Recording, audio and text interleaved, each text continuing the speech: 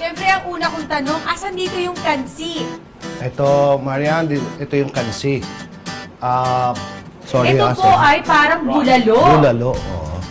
Ay, sige, tikman ko lang po ng ganito. Bulalo, pero parang Maasim. sinigang na... Ito yung pangpaasim namin. Ano po ito? Batuan.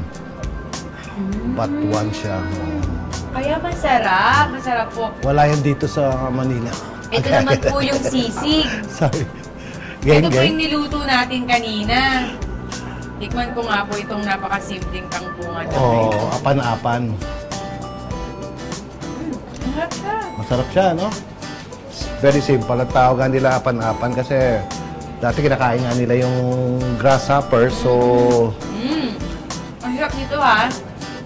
Eh, ikaw naghalo niyan eh. Siyempre, masarap. Marunong ka talaga Bago ko magluto. po maubos lahat ng to, gusto ko makapagkwentuhan ko sa inyo. Paano niyo po naisip na magtayo ng ganitong kasarap na manukan? Kasi taga-Bacolod kami. Kaya naisip na namin ng wife ko na kailangan, siyempre, lagi tayo napupuyat sa shooting, sa taping. Eh, hindi na ako bumabata eh. Sabi ko, kailangan may fallback position tayo. Sabi, anong fallback position? My mom was in the food business. May catering kami sa Bacolod before.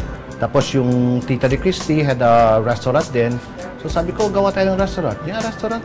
Bakit restaurant? Kung restaurant, what kind of restaurant? Taga-Bacolod tayo, syempre. Kailangan may signature dish tayo. So anong signature dish natin? Kundi what's the most popular dish sa Bacolod? Which is chicken inasal. Inasal. That's the birth of JT's Manukan Grill. Aware po ba kayo na pinag-uusapan talaga ng lahat ng tao na kapag merong ganitong manukan JT's ang sinasabi Oh, nila? thank you. Di ko po alam yun. Ay, talaga po? Di ko alam. Well, ako isa to sa mga paborito kong ihawan at manukan. Talaga sabi ko nga sa inyo, yung ison kaya yung favorite ko dito. Oo.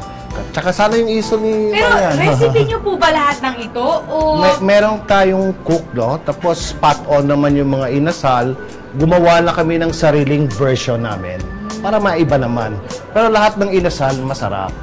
Lalo na yung galing talagang Bacolod. May mga friends ako na may mga inasal restaurant din sila. I always recommend inasal. Hindi lang JT's, ha? Kasi proud ako na taga Bacolod kami. Opo. Siyempre, gusto namin i-promote yung lugar namin. Lalo na yung pagkain. Kasi ang Bacolod, known din for its food. Masarap talaga sa Bacolod. Well, Iloilo was the start. Sila talaga yung galing doon yung mga recipes. Tapos yung mga taga Iloilo na nag-migrate sa Bacolod, dala-dala nila yung mga recipe nila. Yung Paano po old kayo recipe. napadpad sa Maynila? Kung galing po kayo sa Bacolod, anong dahilan bakit po kayo napadpad sa Maynila? Kasi bata pa ako, gusto ko lang mag-artista. Dahil sa pag-aartista. I was doing theater with Peke Galiaga way before, mga 60s pa. 1969, 70s. So, nung gumaduate ako ng college, alam nga naman, wala lang kami trabaho sa Bacolod bilang artista. And tamang-tama, nanalo si Peke ng film niya sa Experimental Cinema of the Philippines, which is Oro Plata Mata. So, straight right after graduation, ito na yung unang trabaho ko sa pelikula. Oo, swerte lang, swerte. And Peke has been my mentor. Talagang siya nagturo sa akin mula bata pa ako.